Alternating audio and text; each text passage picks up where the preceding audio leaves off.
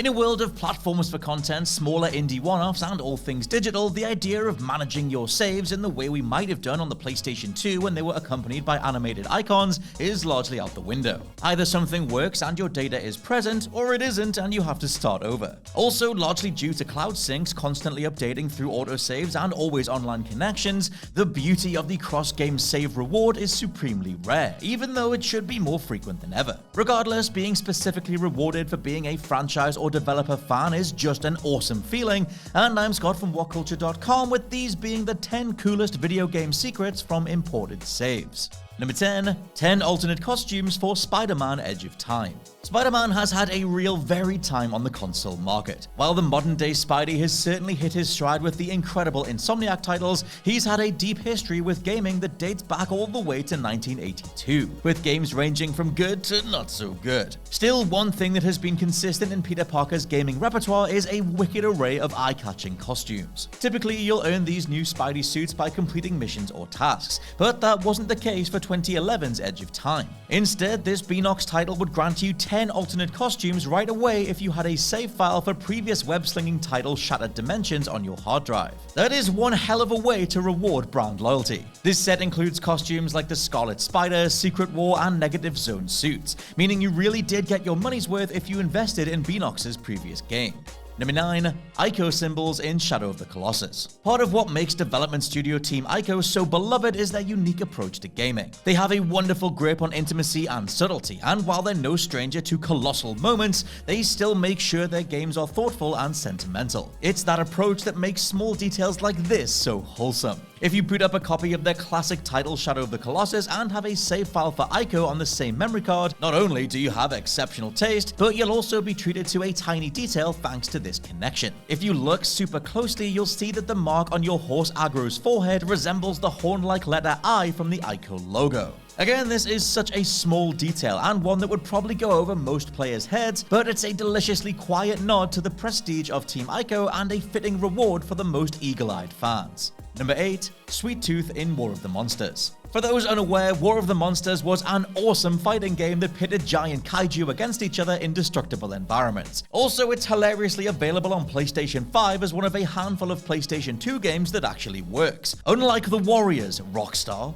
In this game, you got to choose between 10 giant beasties, all of which resembled classic monsters like King Kong or Godzilla. However, for this particular secret, you needed to make sure that Agamo was your choice. See, if you're a fan of the game Twisted Metal, then you could unlock an additional 4th skin for this fighter, which made him resemble that franchise's iconic killer clown Needles Kane, otherwise known as Sweet Tooth. You'd gain this skin, known as Mecha Sweet Tooth, by simply having a save file of Twisted Metal Black on your memory card. Naturally, playing as this terrifying yet awesome clown and duking it out against all sorts of monstrous creatures was a blast. Number 7. A Just Cause for Sleeping Dogs. Sleeping Dogs is hella underrated, especially if we're talking about the entire lineup of titles published by Square Enix. It gave players an action-packed look at the streets of Hong Kong and played around with some awesome parkour and martial arts gameplay. Also, it came with a lovely treat for Just Cause fans. If you were a player of Just Cause 2 and had a save file on the same console, you'd get one hell of a surprise when you opened the game and found a Rico Rodriguez costume sitting in your safe house ready to be worn. Not only was dressing Wei Shen in this outfit a fun look, but it came with the mechanic of making it easier to hijack moving cars. If you're desperate for this skin and you've not got a copy of Just Cause 2, it is also available as DLC in the Square Enix Character Pack, which comes with costumes from Hitman and Deus Ex as well. Number 6. Experience a whole different Resistance Retribution with PSP Plus. So far, I've talked about alternate aesthetics, but cross-save unlocks can be so much more. In some cases, an imported save file can get you an entirely different story and gaming experience altogether. That's very much the case in Resistance Retribution, as it ends up looking quite different if you're a collector of the entire franchise. To unlock this alternate look, you need a copy of Resistance 2 on PlayStation 3 alongside Resistance Retribution. If you connect your PSP to the PS3 whilst running Retribution, you'll get the option to link the consoles and activate PSP Plus. Doing so has a big impact on gameplay and plot, and even lets you use the DualShock controller to play through. The differences in this game are now substantial, as the protagonist James Grayson is gifted with plenty of new abilities, including underwater breathing and health regeneration. It also changes the overall narrative, infecting Grayson with a mutated version of the Chimeran virus while following a completely different plotline. Number 5. Hitomi in Dead or Alive 2 Ultimate. The ever-shifting nature of a fighting game's roster is part of what makes the genre so exciting. Whenever you get a new installment of a classic franchise like Street Fighter or Mortal Kombat, your first instinct is to take a look at the characters you can actually use. Sometimes though, you've got to put in some extra work to get more faces on that roster. This remake of the first DOA games gave players the chance to see the love-struck martial artist Hitomi, who was first introduced in Dead or Alive 3, throw her hat into the ring. In order to unlock Hitomi, players had to make it all the way through the story mode as Een on normal difficulty. However, they also needed a save file from Dead or Alive 3 or Dead or Alive Extreme Beach Volleyball. If you met those requirements, then Hitomi was all yours. Number 4. Partner Pikachu / Eevee Spirits in Super Smash Bros. Ultimate.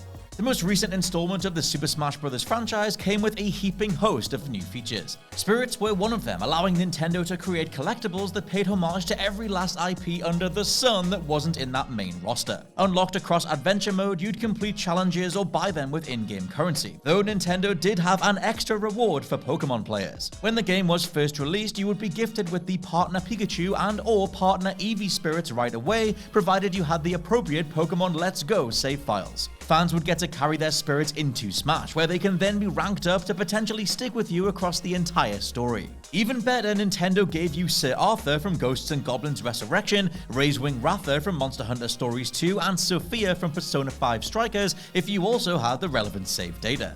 Number 3. More hearts for Wolf Link in Breath of the Wild.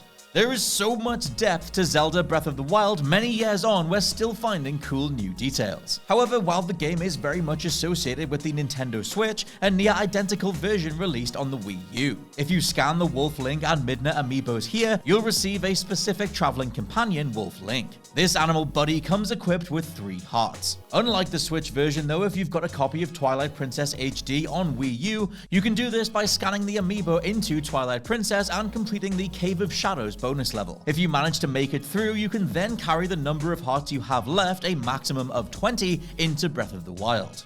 Number 2. Commander Shepard in Frog Fractions 2. Frog Fractions is a weird, amazing game. It lulls you into a false sense of security with a basic education software aesthetic, only to take you on a journey that dips its toes into as many genres and gaming tropes as possible. For the sequel, developer Twinbeard was clearly going to up the ante, and during the game, you're randomly given the option to import a save file of Mass Effect 2. Doing so results in the game welcoming you back as Commander John Shepard and providing you with a lengthy dose of fanfiction based on an official request for donuts. This goofy Easter egg features favorites like Miranda and Garrus failing to complete the mission, but overall, yeah, way more games recognizing other games' save files, please. And at number 1, unlocking Luigi Brothers in Super Mario 3D World. The year was 2013. Grand Theft Auto 5 was taking the world by storm, and Nintendo was celebrating what they like to call the Year of Luigi. It was a great time to step back and appreciate the less famous Mario brother, and Nintendo pulled out all the stops. More than they did for Zelda's 35th anniversary, to be honest. Anyway, one fascinating way they paid homage was found in Super Mario 3D World. Suppose you managed to platform your way through all 8 of the game's levels. In that case, you'd be rewarded with an altered version of the original Super Mario Bros. 1983 game called Luigi Brothers, repurposing Luigi as the main character. Avid Luigi fans who already had a save file for New Super Luigi U, though, were given this right off the bat. No playthrough needed to prove the character's worth, almost like Nintendo agreeing with this wing of the Mario fandom that Luigi deserves the spotlight as soon as possible. And those are just 10 super cool video game secrets from imported saves. Let me know your favorites down in the comments below, and please subscribe to the WhatCulture Gaming Podcast. For now, I've been Scott from WhatCulture.com, and I'll catch you soon.